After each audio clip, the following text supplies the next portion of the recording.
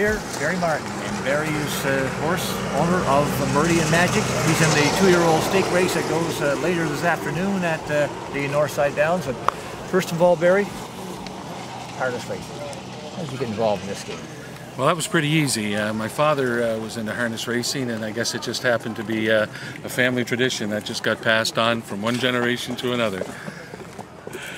Over the years, you've had some half-decent rigs, and now you've got yourself into the breeding game to develop them yourself. What brought that about? Well, we always would go to the sale, and it seemed that a lot of the horses that turned out to be champions weren't available at the sale. So someone must have known something about breeding. So a fellow by the name of Norm Hall on the island developed a pedigree matching strategy. And that's the basic engine that I use to look at breeding the horses. We had a nice mare, Hot Acid, that was owned by a friend of mine, Arden Mofford, and his son Artie Mofford, and we always felt that she could throw something good, and Arden and I for a number of years talked about breeding her. And we decided that we'd look at doing a few matches using the pedigree system. And unfortunately, the first time we tried to go to Justice Denied and Largo, they didn't take. So those were our first two choices.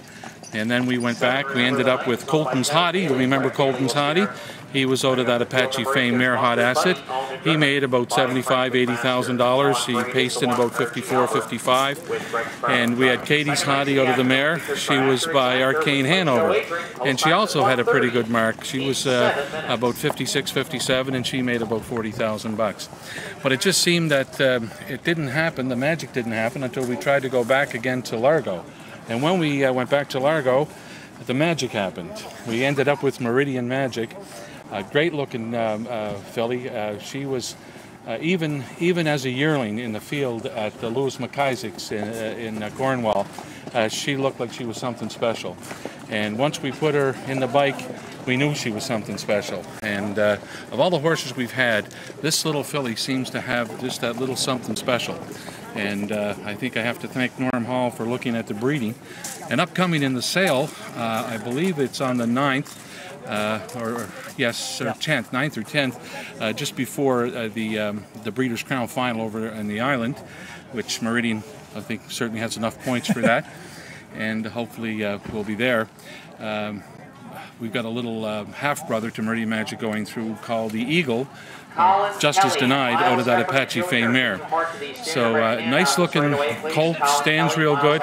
Reminds me a lot of Meridian Magic, so we're hoping that we'll have a little bit of luck in the sale. The Eagle, is that a branch off of 103.5? Yeah, my radio station, as you know, is the Eagle 103.5, and when this horse was born, we were throwing around a few names, and my wife said, well, gee, look, why don't you name it after the radio station? You name Meridian Magic after the hotel, so you might as well name the Eagle after the radio station, and so its namesake is the Eagle. So we've got big hopes for the Eagle, that's for sure. Naturally, you're a businessman, you're into this game, you love this game. Where do you see this game going?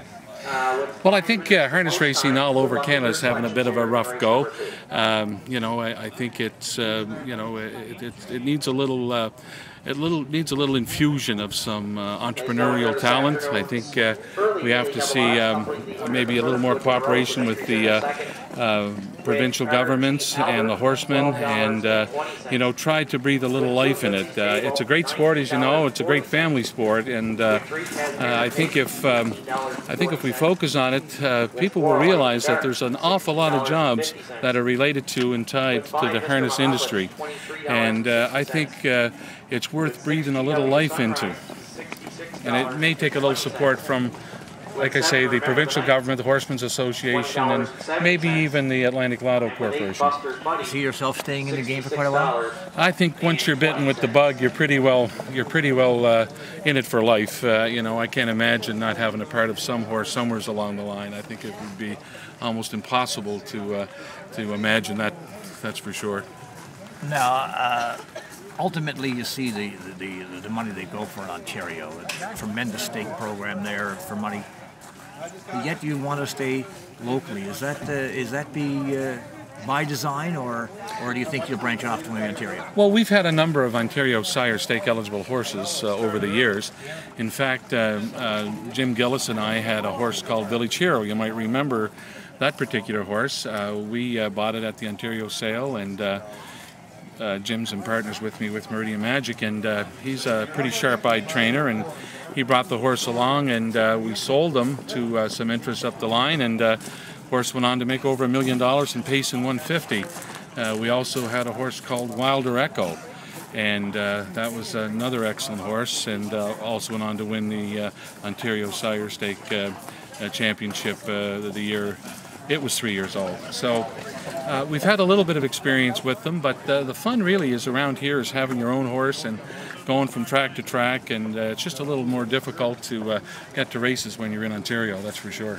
What about this facility in North Sydney? What do you think of this? Well, I think this is excellent. I mean, it's turned out to be a really nice facility. It's kind of almost like, reminds me of Delaware, kind of like a fair park. There's a lot of interest in harness racing. There's a lot of guys committed to it, and it's starting to grow. We see improvements in the track. It's only been open a short while, but I think this is going to have a nice future, this little track. Okay, how about the Eagle? You've got ventured off into the radio station, and now you've got a radio station going called the Eagle. And how about our Eagles coming back last night and winning?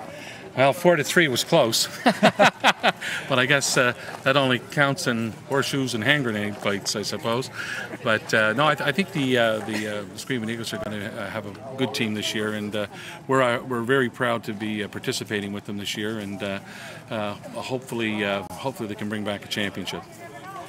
Barry, I certainly hope that Meridian Magic gets a championship for you too in the big stake coming next week in Charlottetown. You're going to go for the breeders, but are you a little nervous this afternoon? Well, you're always nervous. I mean, it is a horse race, and anything can happen in a horse race, you know. But we like our filly. We think that if she gets her breaks, she'll be pretty tough. Okay, and just before we let you go, I understand your radio station got a big contest going now. I don't want you to tell us. What's the secret word? The secret word? I think you mean the secret sound? Secret sound. I think if I told you that, I'd have to kill you. Barry Martin, look, we want to wish you the best this afternoon with Meridian Magic, and I hope to see you in the winner's circle. Thank you very much.